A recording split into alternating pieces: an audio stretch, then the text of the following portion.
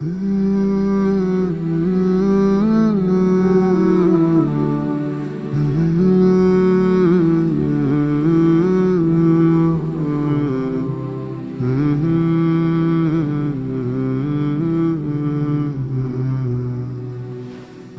যে আকামটা হইল, এই শীতের মধ্যে এখন কেমনে গোসল করি? তাড়াতাড়ি গোসল কইরা যাইগা।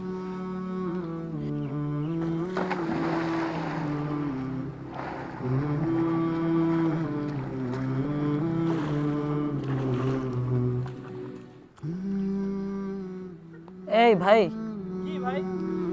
এদিকে আসেন। আগে কথা শুনেন। এটা কি করলেন? কি করলাম মানে? গোসল করলাম। এটা আবার কেমন গোসল? এটা কি গোসল বলে? আপনারা হুজুররা কি ভাই, আপনাদের থেকে কি আজকাল গোসলও শিখতে হবে? এটাও কি শেখার বিষয়? ইবাদত কবুল হওয়ার জন্য পবিত্রতা শর্ত, আর পবিত্রতা অর্জনের জন্য গোসল হচ্ছে সবচেয়ে গুরুত্বপূর্ণ বিষয়। আর গোসল যদি ঠিকভাবে না হয় তাহলে তো আপনি পবিত্রতা অর্জন করতে পারলেন, আর যদি পবিত্রতা অর্জন করতে না পারেন তাহলে আপনার ইবাদত কবুল হবে না। তাহলে এটা গুরুত্বপূর্ণ বিষয় না? গোসল কি কি কারণে করতে হয়, আর গোসল কি কি কারণে ফরজ হয়, আপনার কি জানা আছে? গোসল করতে হয়, প্রতিদিন গোসল করি, তাহলে গোসল আবার কেন করতে হবে? তো মানুষ তো প্রতিদিনই গোসল করে। বিষয়টা তা না। গোসল 5 কারণে ফরজ হয়। ফরজ কাকে বলে আপনার জানা আছে? ফরজ বলা হয় আল্লাহর হুকুম, মানে আল্লাহ যেটা হুকুম করেছেন, আল্লাহ নির্দেশ করেছেন। 5 কারণে 5 অবস্থায় গোসল ফরজ হয়। 1 নাম্বার, ঘুমের ঘরে স্বপ্ন দোষে যদি কেউ কোনো উত্তেজনামূলক স্বপ্ন দেখার পরে কোনো পুরুষ বা মহিলার যদি তার বীর্যপাত হয় তাহলে তার গোসল ফরজ হয়ে যায়। আয় হায়, তাইলে তো আমারও গোসল ফরজ হয়েছে, এটা তো আগে জানতাম না। অথবা স্বামী স্ত্রীর সহবাসের সাথে সহবাসের পরে গোসল ফরজ হয়।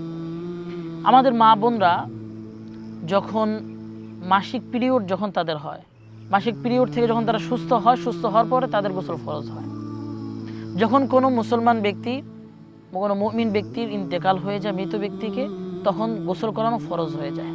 আবার কোনো আমাদের মা বোনদের যখন হায়েজ নেফাস হয়, অর্থাৎ যখন কোনো বাচ্চা ভূমিষ্ঠ হয়, বাচ্চা ভূমিষ্ঠ হওয়ার পরে যে নেফাস একটা লম্বা সময় যে তার পিরিয়ড হতে থাকে, রক্ত প্রবাহিত হতে থাকে, এই রক্ত বন্ধ হওয়ার পরে তার উপর গোসল ফরজ হয়ে যায়।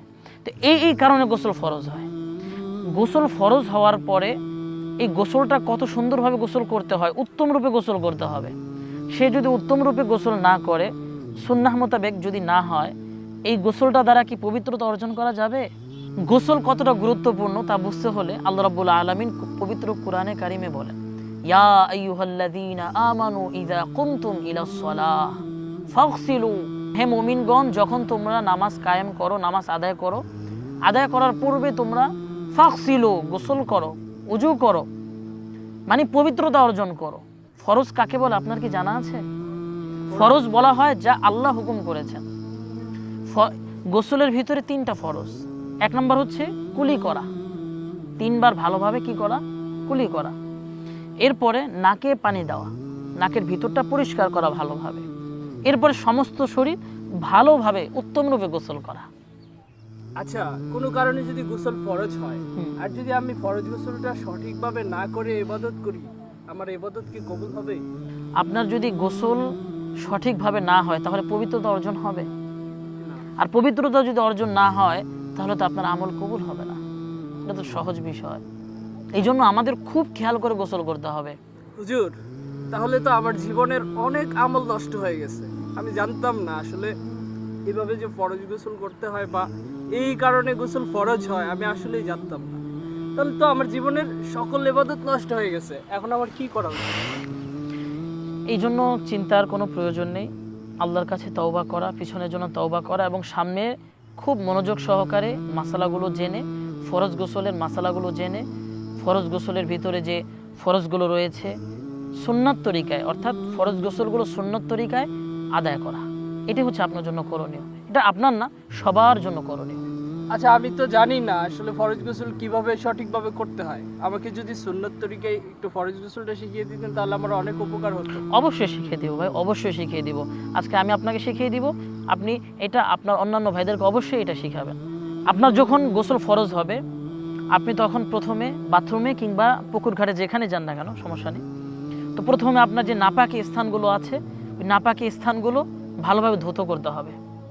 তো নাপাকি স্থানগুলো থেকে নাপাকি দূর করার পরে এরপরে ফরজ গোসলের সুন্নাত হচ্ছে উত্তম রূপে নামাজের পূর্বে যেভাবে উজু করেন পরিপূর্ণ উজু, এই পূর্ণ উজুটা আপনি গোসলের পূর্বে পূর্ণ উজুটা করবেন। এটা হচ্ছে ফরজ গোসলের সুন্নাহ। উত্তম রূপে পরিপূর্ণভাবে উজু করার পরে এরপরে আপনি পুরো শরীরটাকে ভালোভাবে ধৌত করে নেবেন, গোসল করে নেবেন।